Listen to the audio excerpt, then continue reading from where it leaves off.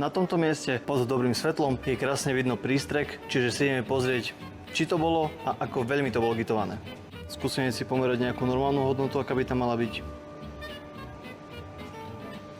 Čiže 145.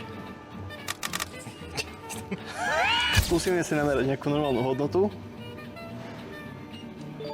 149, 144, či okolo 140, 150 by to malo byť.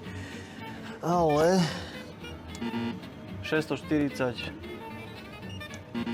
274, 189. Tu asi potom aute niekto strieľal. 1471. 301. Je vidieť, že tu bolo striekané, máme potvrdené, že to bolo gitované.